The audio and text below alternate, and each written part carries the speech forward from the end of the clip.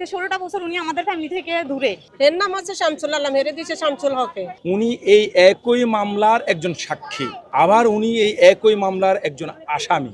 বাংলাদেশের সাংবিধানিক নিয়ম অনুযায়ী জজ কোর্টের কোনো অর্ডার আর চলমান থাকে না যদি হাইকোর্ট কোনো অর্ডার সাবমিট করে থাকে।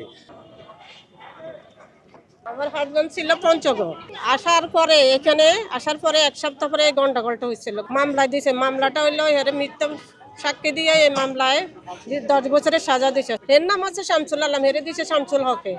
অগদি 10 বছরের সাজা দিছে। সাজা দেওয়ার পরে হের পাইছে বিস্ফোরণের একটা মামলা দিয়ে আজকে 16 বছরে ওই জায়গায় আটকা রাখছে। এখন আমরা হের মুক্তি চাই। ওনার জামিনও হয়েছে, ওনার 10 বছরের সাজা দিয়েছে। সাজা শেষ হয়ে যাওয়ার পরে ওনারা এখনো পর্যন্ত ছাড়ে নাই। তাই এখন আমরা তার মুক্তি চাই, আমরা তার ফ্যামিলিতে আবার ফিরত আনতে চাই। 16টা বছর উনি আমাদের ফ্যামিলি থেকে দূরে, আমরা এখন তারা আমাদের ফ্যামিলিতে চাই। আপনাদের মাধ্যমে বর্তমান সরকারকে আমরা ক্লিয়ার করে বলতে চাই যে আমার মামা, ওনার নাম, এনআইডি এবং কর্মস্থলে চাকরি যে সনদ সব জায়গায় লেখা আছে শামসুল আলম, এবং ওনার চাকরির পদবি হলো সহকারী কার্পেন্টার। অথচ ওনাকে যে গ্রেপ্তার করা হয়েছে সেটা হলো শামসুল হক, এবং উনি একজন কার্পেন্টার। এর চেয়ে বড় কথা হলো যে উনি এই একই মামলার একজন সাক্ষী, আবার উনি এই একই মামলার একজন আসামি। এই ঘটনা যখন সংঘটিত হয় তার আগের দিন রাত্রে 9টা বাজে উনি এই বিডিআর কেন্দ্রীয় শাখায় উনি চাকরিতে যোগদান করেন। আমরা জানি এত বড় একটি সংগঠিত কর্মকাণ্ড যারা সংগঠিত করেছিলেন নিঃসন্দেহে তারা একটা পরিকল্পনার অংশীদার ছিলেন। আগের দিন রাত্রে যারা এসেছিলেন তারা কোনোভাবে এই ধরনের কর্মকাণ্ডের সাথে সম্পৃক্ত ছিলেন না।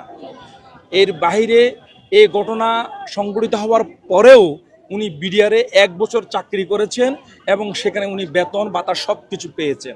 এখানে উনাকে সাক্ষী হিসেবে 1023 এবং 605 নম্বর সাক্ষী হিসেবে দেখিয়েছে। এর বাইরে আমরা দেখতে পাই বাংলাদেশের বিভিন্ন জাতীয় পত্রিকাগুলোতে বাংলা এবং ইংরেজিতে উনি যে নিরপরাধ একজন মানুষ ছিলেন সেই হিসেবে বিশদ বিবরণ এসেছিল। এর বাইরে গিয়ে বাংলাদেশ সরকার, সেই সময়ের সরকার সম্পর্কে আপনারা জানেন, বিভিন্নভাবে এটা আমাদের আইনজীবীর মাধ্যমে আমরা আদালতে আমরা সাবমিট করেছিলাম। আদালত, মাননীয় হাইকোর্ট একটা সময় এসে ওনাকে বেকসুর খালাস দিয়েছিলেন। তার পূর্বে জজ কোর্ট ওনাকে 10 বছর জেল দিয়েছে। আমাদের কথা হলো যাই, যদি আমরা জজ কোর্টকেও কোর্ট হিসাবে সম্মানের জায়গায় রাখি তাহলে তো 10 বছর পূর্ণ হয়েছে আরও বহু বছর আগে। এর বাইরে বাংলাদেশের সাংবিধানিক নিয়ম অনুযায়ী জজ কোর্টের কোনো অর্ডার আর চলমান থাকে না যদি হাইকোর্ট কোনো অর্ডার সাবমিট করে থাকে। তাহলে হাইকোর্ট যেহেতু ওনাকে বেকসুর খালাস করেছেন সেই সুবাদে সাংবিধানিক ওনার অধিকার রয়েছে উনি মুক্ত বাতাসে আসার, বাট উনি আসতে পারেন নাই। এটা যখনই ওনাকে খালাস দেওয়া হলো তখন নতুন করে সরকার আরেকটি মামলা ওনার বিরুদ্ধে তৈরি করেন। এটা একটা বিস্ফোরক মামলা ছিল। সেই বিস্ফোরক মামলায় আজ অবধি চূড়ান্ত কোনো রায় আসেনি।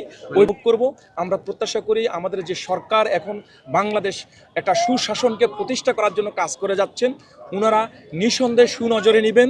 ওনারা সেনাবাহিনীর পরিবারগুলোর প্রতি ওনারা ন্যায্যতা দেখাবেন এবং বিডিআরের যে সমস্ত মানুষগুলো কারান্তরে রয়েছে তাদের পরিবারের যে গণতান্ত্রিক অধিকার সেটার প্রতি ওনারা বৈধতা দেখাবেন এবং এই মানুষগুলোর যেই ন্যায্যতা সেটা ফিরিয়ে দিবেন, যার কারণে রাষ্ট্রের যে গোয়েন্দা সংস্থা রয়েছে তার মাধ্যমে সঠিকভাবে গোয়েন্দা রিপোর্টগুলোকে কাজে লাগিয়ে দ্রুত সময়ের মধ্যে এই বিডিআর হত্যা মামলার রায়কে যত ধরনের আছে সবগুলোকে নিষ্পত্তি করবেন বলে আমরা প্রত্যাশা করি।